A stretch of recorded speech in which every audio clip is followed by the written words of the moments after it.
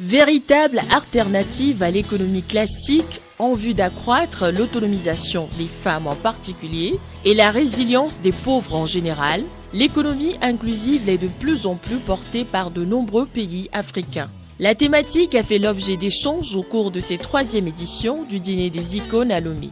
L'icône, Madame Rekia Madougou, ancienne ministre béninoise, entrepreneur et expert international en finances inclusives et accompagnement en développement, a partagé avec le public averti son expérience sur l'inclusion financière comme stratégie pour l'accès à l'émergence.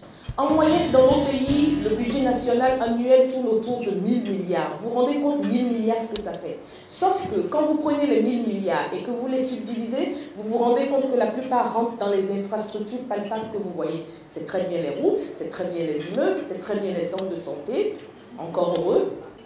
Toutes ces infrastructures, elles ont besoin d'être pratiquées par des êtres humains. Et ces êtres humains, s'ils ne vivent pas, s'ils ne vivent pas décemment, s'ils ne mangent pas à leur faim, s'ils ne se déplacent pas correctement, s'ils ne se vêtissent pas, s'ils ne se logent pas, ils ne peuvent pas emprunter les routes.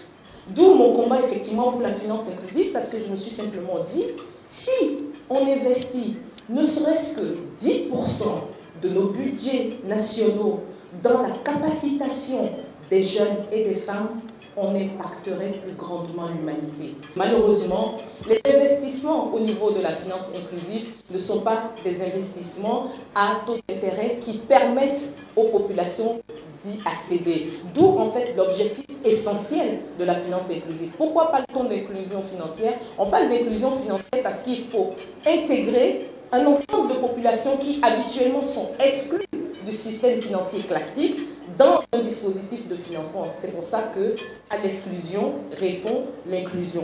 Comment pouvoir trouver des mécanismes par lesquels on répond aux besoins de ces populations à faible revenu et évidemment à moindre coût pour elles, et en même temps que les établissements financiers puissent dans cette aventure être rentables, en tout cas à tout le moins équilibrer leurs charges. Et nous pouvons dans nos pays nous battre pour que des ressources des budgets nationaux puissent être affectés à cette dynamique qui est une dynamique humaine, est une dynamique pérenne dont nos populations ont besoin et dont nos pays ont besoin. Le message délivré par l'icône suscite un grand intérêt auprès des autorités togolaises qui ont créé depuis 2013 un fonds national de la finance inclusive. L'inclusion financière est indispensable au développement économique dans la sous-région africaine et partant dans notre pays, où le contraste est criant entre les énormes ressources naturelles dont disposent les pays et la pauvreté qui sévit dans de larges couches de population. Le projet sur la finance inclusive au Togo, avec la mise en place du Fonds national pour la finance inclusive, vise à soutenir l'accès élargi aux services financiers par les populations les plus vulnérables.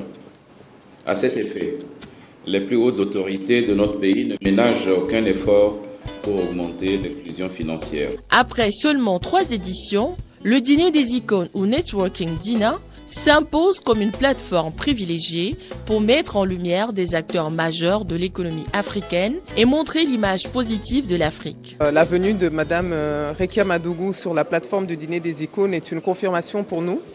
Dans la mesure où nous sommes reconnus maintenant en tant que plateforme de communication, où des synergies peuvent naître, où des rencontres peuvent se faire et où des projets peuvent se mettre à fonctionner. La Banque Atlantique Togo, sponsor du Dîner des icônes, réaffirme sa volonté de soutenir cet événement qui renforce aussi ses relations d'affaires. Les objectifs que poursuit ce concept nous ont séduits. Cela favorise les échanges et nous permet de nous connaître. Nous pouvons répondre aux questions des uns et des autres et leur en poser aussi. Et surtout connaître la réussite d'une icône. Et c'est ce qui nous pousse à soutenir cet événement et permettre ainsi à tous les acteurs de voir les réussites des icônes et d'être déterminés à réaliser le même rêve pour ce qui concerne leur projet. C'est un thème que nous abordons avec sérénité. Le groupe Banque Atlantique a commencé déjà une expérience là-dessus au Mali et puis en Côte d'Ivoire, ce qui est une expérience pilote. Et cette expérience sera reproduite dans les autres pays d'implantation des banques atlantiques dès l'année prochaine. La 3e édition du dîner des icônes a été l'occasion de mettre en valeur des femmes qui font la promotion internationale de l'entrepreneuriat féminin. Je pense que c'est toutes les femmes entrepreneurs du Togo et surtout les femmes entrepreneurs d'Afrique de l'Ouest qui sont aujourd'hui honorées. Avant la béninoise Rekia Madougou, le Togolais Didier Akwete, président fondateur du cabinet Afrique Search, et l'Ivoirien Jean Kakou Diagou, président du groupe ENSIA, ont été les icônes des 2 premières éditions. Preuve que par le dîner des icônes, le panafricanisme est porté dans sa plus grande expression. La 4e édition aura lieu au mois de novembre prochain.